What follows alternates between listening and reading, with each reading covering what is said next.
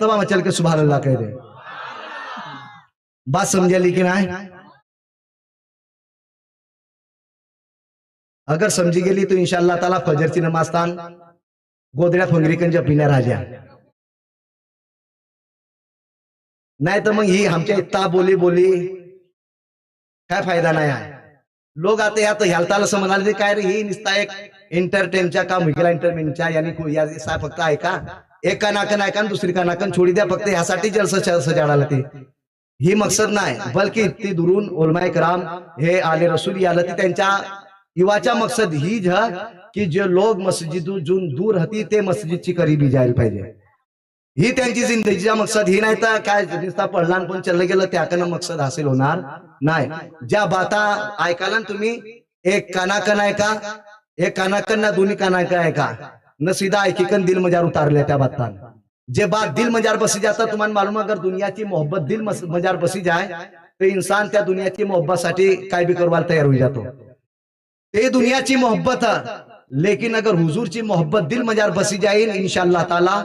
दुनिया मजार भी कामयाब न फरिश्ता तड़ी भी इस्तकबाल करसेन कब्र मजार न मनसेन अरे हे फरिश्ता मनसेन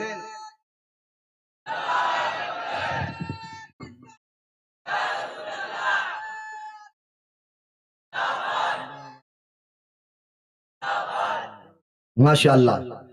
आता ती हमान वक्त बदलना पड़ी जोहर मजार इमाम साहब ने एक मुक्तदी असर मजार दोन राहत थी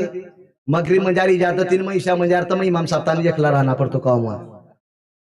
तो ह्या ये सिस्टम आपण आता बदलना पड़ी वक्त करावी गेला आता वक्तची पकड करना पड़ी जे ते अकलमंद लोग म्हणतात ती अगर जे कौम वक्तची पकड नाही करते ते कौम कवाच कामयाब नाही होऊ शकत ना आपू आपला वक्त हमेशा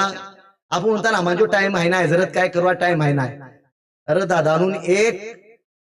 जो प्याला एक कप चा पिवाल 15 मिनिट लाई देतन बड़ी बड़ी फेके फेके काय सांगवा माती इत्ता ह माजुते तित्ता ह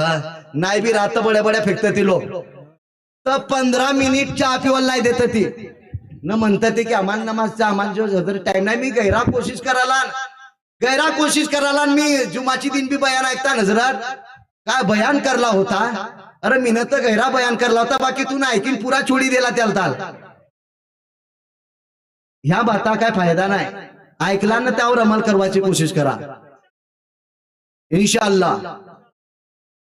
काय करवाचा ज्या बाता सांगल्या त्यावर अमल करवाचा न सबांची पहिले हुजूर तान अगर हुजूरची डवानतान आंखों मुबारकतान अगर ठंडक पहुंचावाची है तो अपन काय करना पड़ी हुजूर फरमावता थी कि जुइलत कुर्रतुन फी सलात मेरी आंखों की ठंडक नमाज में बनाई गई है त्याचा मतलब काय की जेव्हा हुजूरच्या उम्मती नमाज पढ़तो तो गया हुजूरची आंखों ताल ठंडक महसूस होता तो हे कोशिश करा हे महफिली इतले इतना मोठा ही पिंडा टाकला हे आले रसूल 40 गाऊन हुजूर जिलानी मिया मुंबईहून यानी ती दुरून इकन तुमान पैगाम देवाची साठी आलं ती की ही पैगाम ज्या बाता ऐकला बिलकुसूद नौजवानांना गुजारिश करून की जत्राचा मौसम चालला तर जरा ते धूमधडाका बंद करा माय बापांची भी फिकर करा थोडीफार ज्या माय बापा की तुम्ही जडलून 4 बजेला घर येत नाही तर तुमच्या माय बापा जपत्या नाही तर त्यांची भी दिलची जरा तमन्ना अगर माय बापांना सांगला की जा नाही तर जावाच्या नाही मना कर दिला कुठे जावाच्या तर त्यांची बात ऐकणं आम्हासाठी जरुरी आहे ताबान की त्यांची अगर तुम्ही कामयाब व्हायची कोशिश कराल हर मोडून हर जगह अगर नाकाम व्हायनंतर तुम्हाला एक अमल सांगतो एक नुस्खा सांगतो की तुम्ही कामयाब होई जाशाल तर त्यासाठी जरुरी आहे की जेव्हा भी घराची बाहेर निका तर सभांची पहिले आपली माय बापांना सलाम करी कन निका